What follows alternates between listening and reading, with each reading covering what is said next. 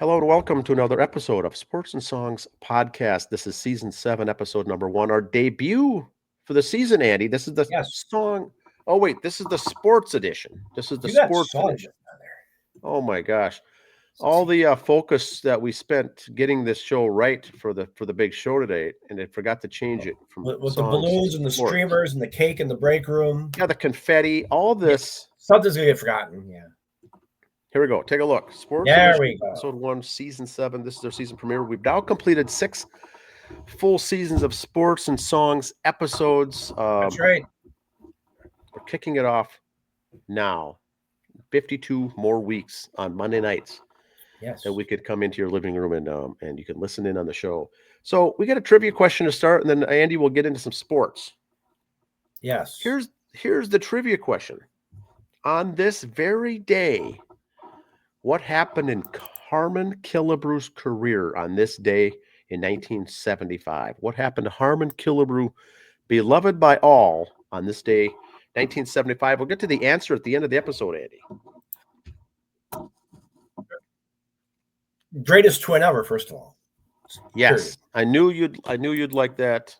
Greatest twin ever. Best autograph ever. Harmon. Yes. Greatest athlete out of the state of Ohio. Or Idaho. Wow. And Ohio, too. They all suck. Okay, here we go. This is us. Recapping the volleyball state tournament.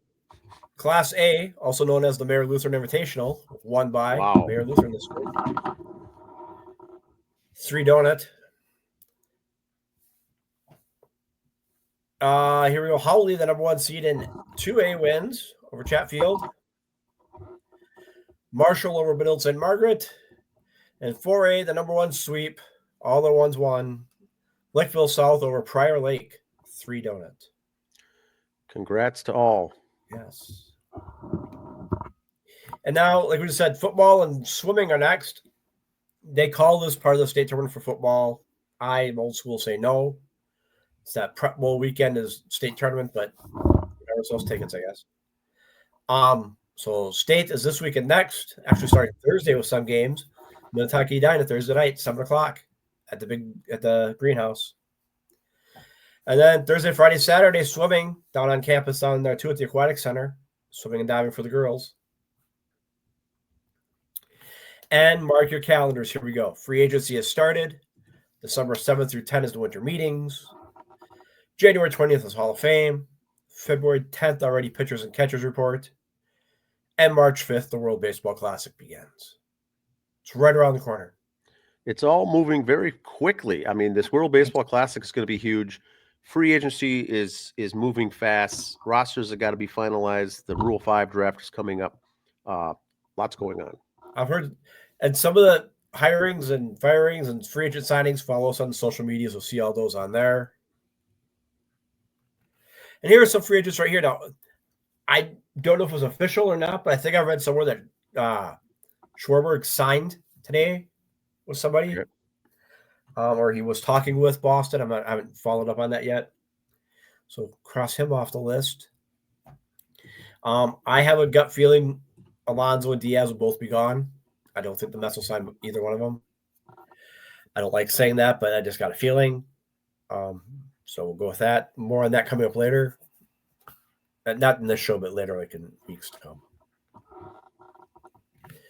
And here are some of the player from Japan there. Here's the stakes on what teams are going to get them. What I think is funny is they have any other team at plus 700, and the Giants, Phillies, and Rangers are worse than that.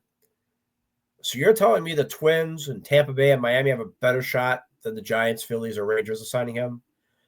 I find that very hard to believe. I really, really do.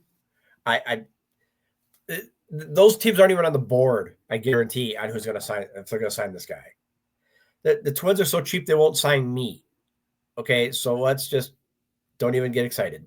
I just wonder if that is that the meme, is that misleading or is that correct? Sarcasm in there for the other 3 teams. Any other team, the field is at plus. So I said that's the Twins, the Rays, the Marlins, whoever else isn't on there. Braves, whatever. Really, I find that so hard to believe. Well, the one thing for the listeners, Andy, is regardless of who gets him, remember this name. This is going to be the only name you really need to know for this off Yep. season. This is the big sweep. This guy is a beast in Japan and is going to draw big dollar blue chip for this player this year. This will be fun to watch. We've mentioned this being episode 1 for season 7. I can say this now. We've said it the last 6 years. And if you follow our social media, we still post it up there. Not only this guy from Japan, but players from Australia and the Korean League are also coming in more often now too. You can stream these games on YouTube or find them on internets to watch. If you love baseball and you're like me, you don't care. It's a game. You'll watch it. And you see some ex-major leaguers down there for the name. It's just fun baseball to watch. Not saying you're scouting for the names, but every now and then, peek through it, follow it, see who the big names are, watch those games. I know the Japanese league is hard to watch for the camera angles from some of the older tapes I've watched. The Australian league, I've seen better stadiums here in Town Ball than some of those places play at, but it's baseball. If you love baseball, you'll find it and watch it. Australian league starts this week. Ooh. Bison. Great game. I was not there. I watched it on TV, but they went up to Grand Forks and won. Last play of the game, Bison intercepted in the end zone to seal the win, come from behind victory. Just beautiful all around. And that makes them the Missouri Valley Football Conference champions at 10-0. They're one of 2 teams to be locked into the playoffs already for that. So go Bison. FCS, baby. And their schedule, they got Northern Iowa coming up this weekend at the at home. And they end up the season against St. Thomas. So that's kind of interesting. Ending the year with St. Thomas. That is not a gimme game at all. But last 2 are at home, so that should be nice for them there. Yeah, interesting. And the Beavs, they lost to Duluth. Duluth was just toying with them. I think they could have probably beaten them by more. I saw part of that game. I know we had representatives up there scouting the game for us. Junior correspondents. Yes. And it was senior day for the Bulldogs. Yeah, senior day. And then they were at home against Mary, and that's just going to be just a formality game. I hate to say rebuilding year for college because it's not. It is what it is. The Beavs were good the last couple of years. Everybody's graduated. It's just part of the rotation every now and then for some of these schools. So hopefully they come back next year. I know we don't have scores here for it, but the Lady Beavs for soccer have advanced to the tournaments. Hockey's off to a great start. We'll start following that more in the next couple of weeks here. Basketball and hockey, so go Beavs. And the Bunnies lost for the 3rd week in a row. Yeah, I don't know. Their mojo's gone. I don't know what it is. Yes, it was their rivalry game against South Dakota, but still, 3 in a row. Just wow. If you had told me at the beginning of the year, they'd have not only would they lose 3 games this year, they'd lose 3 in a row. I would have had you take a pee test for drugs. Yeah. I would have bet the farm and all the animals that there's no way they're losing 3, let alone 3 in a row. Whew. Tough pill to swallow there for these guys, but boy. Yeah.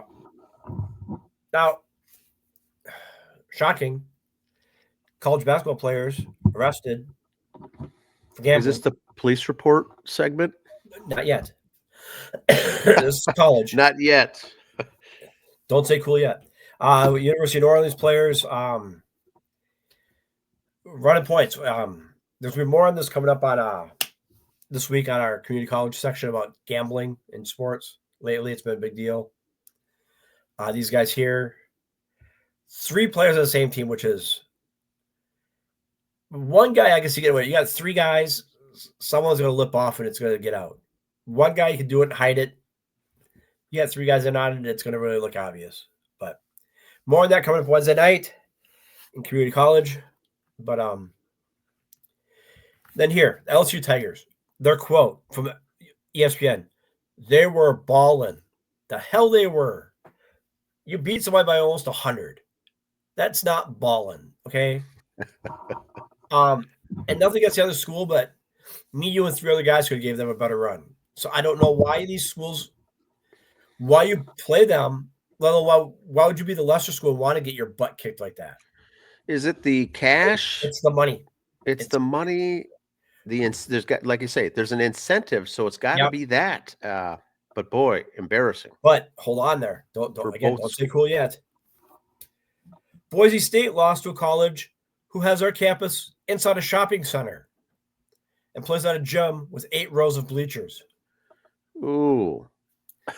So this is why you play LSU if you're a little school, just in case you can pull this off. But here's the lightning in a bottle one that happened. But still, football, basketball, I don't like it where you go against the little school just to pound them. I don't respect that at all. Yeah. Okay, now here I'm confused. Juju Watkins, college player.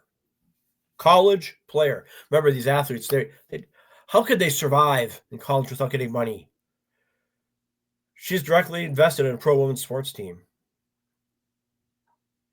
Now, is this isn't even the soapbox, right? No. I'm just confused how they got to make a little NIL money. How are they supposed to survive in college without payment? And now she's part owner of a team in college. Yeah, it goes back now, Andy. It goes back to once you're done and graduated. I don't care what you do. Yep. I don't even care if it's the transgender topic. Do whatever you want once you're done with college. You can invest once you're done with college. But as what is she, a senior in college? Now you're investing. Part owner in a pro women's sports team. And see, that is going to rub people the wrong way. Because college students are also looking for money. You got the NIL, you got all this stuff. Now you're investing in a team. Here she's in college, investing in a pro team. Yet next year, she'll be complaining she doesn't make enough in the WNBA because they don't pay enough there. You just got to watch your moves. That's why these girls are going to stay 4 years in college. They can make more money in the NIL than they can going pro. And she's made enough. She's invested in a pro team.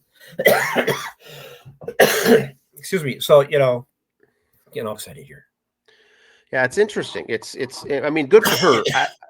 The comment is she's investing. Fine. That's good. But as a college student athlete, I don't know if I would make a public announcement like this. It had to be somehow it had to have been a press release to do this, to get this out there.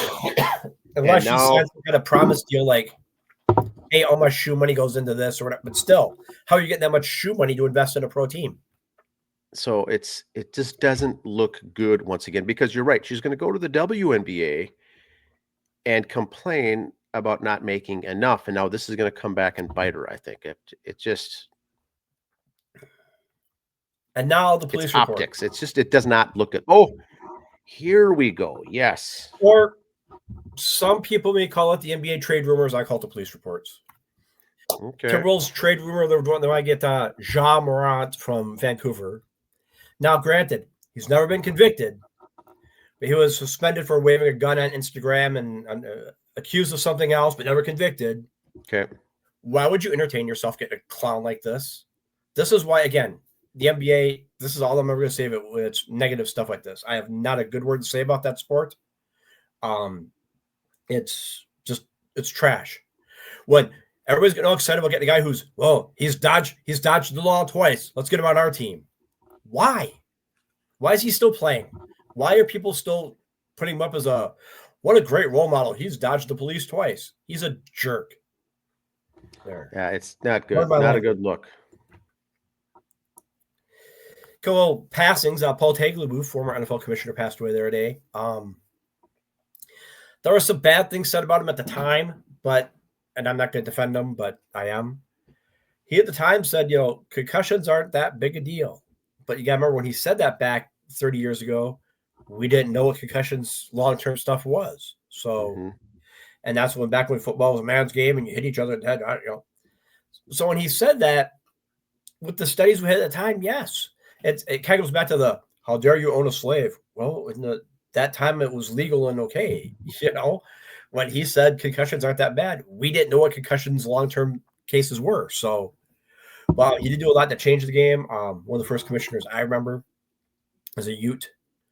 But so Paul Tagliabue So was the big concussion was the Mike Webster case, right? For the Yes, I mean Steelers. that's the one that kind of blew And it all that up. kind of blew it all up, and Tagliabue probably had some responsibility in Yep, downplaying that. I'm sure he did, but he did a lot of good things for the sport. And yes, there was also negative, bad things about yep. him. But I think that's going to come with all Oh, the people, NFL commissioners.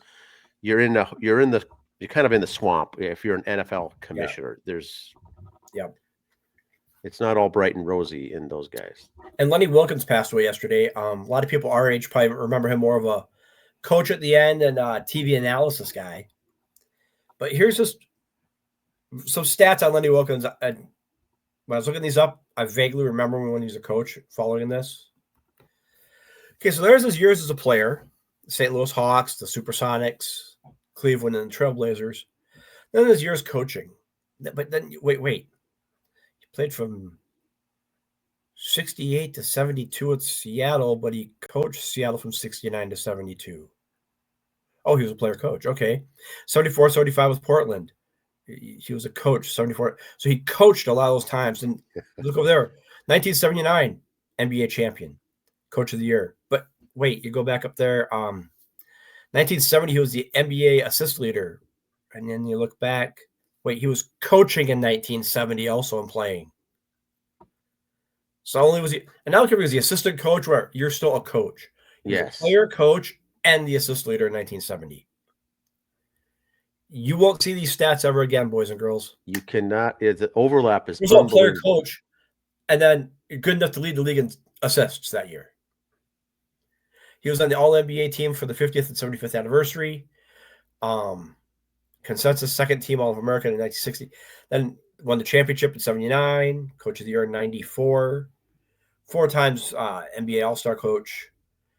Top 10 coach in history and top 15 coach in NBA history. And in 2011 got the Chuck Daly Lifetime Achievement Award. So Lenny Wilkens, and then he did some great announcing at the end too. Just player coach wise, you'll never see that again. So Unreal. all right, battle of sexes. I got all excited until I read the very last line here. Women's world number 1 in tennis was going to take on number 652 in the men's. I thought, okay, here we go. This is going to be great. December 28th, Coca-Cola Arena in Dubai. That's where I lost all interest. In Dubai, they're buying up all these major sports events to have out there for them to show. And, you guys want to do this here. That's all fine and great. Do it on our soil. Have it here. Why are you flying all the way to Dubai to do this? For the money, not for the, hey, I want to prove women are better than men or men are better than women. This is a pure money grab. Big time. I saw that last 2 words in Dubai, money grab. So, ladies hockey teams, the 2 new teams have announced their team names. There they go. Okay. Excuse me, Seattle and Vancouver having their names and their logos. Go to the PWHL to get your jerseys now. Oh, yes. And one more thing. We mentioned this on our Facebook page, and here it is. They put the stat up. Who's the best closer? And I said we'd have our picks here. The 4 choices they gave us were Mariano Rivera, Dennis Eckersley, Raleigh Fingers, and Bruce Sutter. And like I told Dan, I said, here's the question, and you could go off the menu and pick somebody else. Do you have an answer, Dan, or no? I'm a big Eckersley fan. As a former, he was a starter and then came in as a, switched over to reliever and became one of the best. But I think if you talk to the newer or the younger kids, younger generation, Riviera, I think everyone's going to pick Mariano, aren't they not? Right. Now, here's my answer.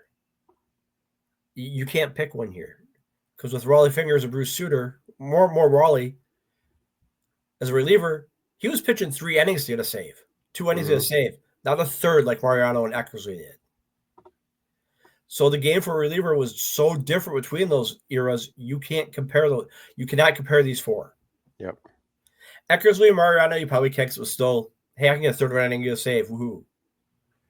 But with Sutter and Raleigh Fingers, they're for the generation where the reliever pitched 3 innings, 2 innings at a time to get a save. and it was hard to get a save because most guys went 9 innings back then. It wasn't unheard of for a guy to have 10 or 15 complete games in a year. And you were pitching 1 or 2 innings to do it.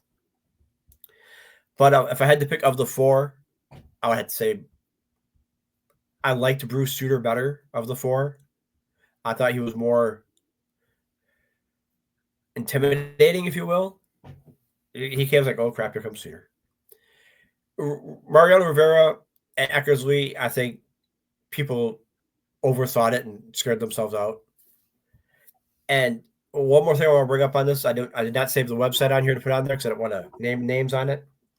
These are the worst drawings of these guys I've ever seen in my life.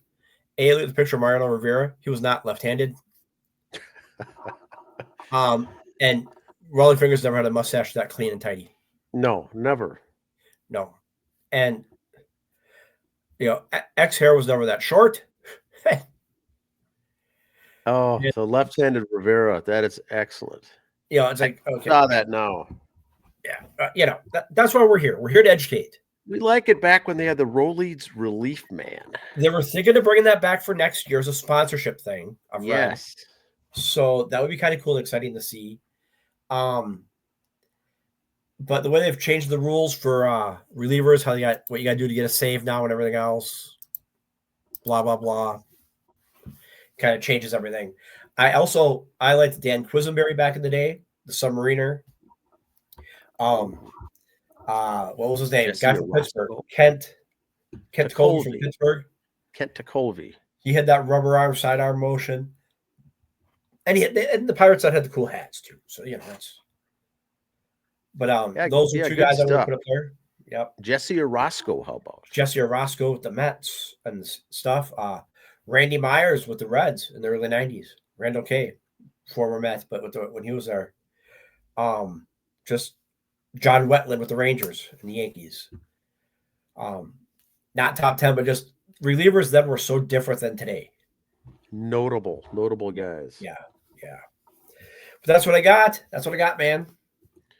Well, the only thing I've got for Arizona Fall League is going on. It's actually wrapping up. There's 3 days left. There's today, regular season in the fall, tomorrow and Wednesday. Then the regular season wraps up. Playoffs are Thursday. Playoffs again on Friday, and then Saturday it wraps up. So the Arizona Fall League, this is it's a whole league of futures guys is really what it is. So They play in Arizona, down there in Phoenix and Scottsdale. Good stuff. They do have playoffs and whatnot. It really doesn't really mean much, but it's good to see these games and the stats and how these players are doing. The Prep Bowl, what I'm going to do is focus on Saturday, going to that Chanhassen versus Elk River game. That's a Class 5A state semifinal. And the reason I think this is going to be interesting is it's an exact rematch of last year's Class 5A state semifinal. Elk River won by 2 points over Chan, sent them home. Now they have a rematch. Elk River went on to win it last year, so did the defending champ. This is going to be a very good, interesting game to watch. Elk River, all they do is pound the ball and run it. If they pass, it's a couple times a game, but it's basically running the ball down your throat. And how do you defend that? It's that old school Big 12, Oklahoma. Yes. Football, it's down your throat, boom, boom, boom. And it chews up the clock. The clock is running. I think it gives the opposing teams less series with the ball, and it's going to be very interesting. I'm looking forward to that matchup there. And then on the other side, it's St. Thomas Academy is going to be playing Spring Lake Park, and Spring Lake Park beat Alexandria, one of the top teams. I think they were the number 1 ranked team in that class, and upset them in overtime and beat them. So Alexandria's out. Spring Lake Park is now like the Cinderella team. And then that St. Thomas Academy team is the only team to beat Chanhassen this year. Chanhassen would have been undefeated except for this game. They went to St. Thomas Academy. There was lightning, there was weather and storms that game. St. Thomas Academy built a 2-touchdown lead. Chanhassen came back and scored, to make it close. And lightning was called and the game was ended. They never finished the game. That's that game where Lightning called the end to it. Chan fans were not happy. St. Thomas loved it, but there's a chance there could be a St. Thomas final against Chan. There could be Elk River winning back-to-back. There could be Spring Lake Park coming out of nowhere. But my focus this weekend will be on the 5A. It's going to be some very good football there to see on, and we'll be posting pictures and Twitter updates on Saturday. And then the following week is their Prep Bowl championship games. And it's not Thanksgiving weekend either. Yes. And maybe they did this last year too. Was it moved up, or is it just the way that it fell? I think did they move it up last year because the Vikings were playing on Thanksgiving? Yes, I think they did, and Vikings were at home, so they had to shift things. But this year, they fell. I don't know if maybe because of travel and everything else, they just so late in the year. I think it was a multitude. A couple things. I think Thanksgiving fell so late last year. The Vikings were in town. They were playing at home. They had to fit all this in. So what it comes down to is this weekend, semifinals, next weekend, the finals. And after that, we'll have 6 champions crowned in Minnesota State prep football. Out of 349 varsity programs in the state of Minnesota start in August for football at varsity level. 349 statewide, comes down to 6 champions next weekend. So that's what we'll be looking for here as well. I'm looking at the Vikings schedule right now. November 23rd, they're at Green Bay, and November 30th, they're at Seattle. So they were gone. So it's not that. It's not the Vikings need the stadium. So maybe just because it's calendar scheduled to get it up earlier and get it done with, who knows? Interesting. Now we got a trivia answer, Andy. There was a tractor pull that weekend or something. Yes, we have a trivia answer. Okay. So, beginning of the show, we talked about something happened to Harmon Killebrew on this day, 1975. Do you have an answer, Andy? Sadly, yes, I do know this. Okay, I figured you might. Sad moment that we had. Harmon was released by the Kansas City Royals on this day in 1975, ending a 22-year career. And a lot of folks, even maybe our age, didn't know that he went on and played a couple of years with the Royals there at the end, but he did. He was let go in the offseason following this 1975 season. They cut him loose, and then he decided to retire. But 22 years. I want to know if that was in today's world. And you hear this a lot in football. If he would have come back and signed the one-day contract in spring training to retire as a Twin, they would have signed it for one day, just here, hey, ha, you're a Twin. And that could have been, beginning of, the spring in 1976 season. They could have signed him for a day. He could have retired as a Twin. Maybe those things were talked about. I don't know. Yeah, that wasn't a big thing then. It started coming to things the last 30 years where players go back to their team for a one-day contract so they could retire with that team. But I think Harmon, that maybe not. Calvin would have done it for a money draw. Have him be an opening day one player and then cut him, let him retire. It was before my time. I never really followed sports prior to that 1978, 1977. 75, I wasn't tuned into what Harmon Killebrew was doing at that time. I was 5 years old. But that's why we do the show. We bring up things because your parents' fault right there. That's Coach Mike and Cindy. That's on them. Yes. Yeah, Coach. I'll have to bring it up post show here, but I had a grandma and mom that We're here to educate. And for the listeners out there, feel free to listen in to Andy's Community College. That's a new show. It's a new series premiere here with premiering that's starting up on Wednesdays. It's Community College. It's educating last week with tidbits. Music appreciation. Yeah, music appreciation last week. I talked about Bryan Adams. This week, like I said, it's going to be sports gambling.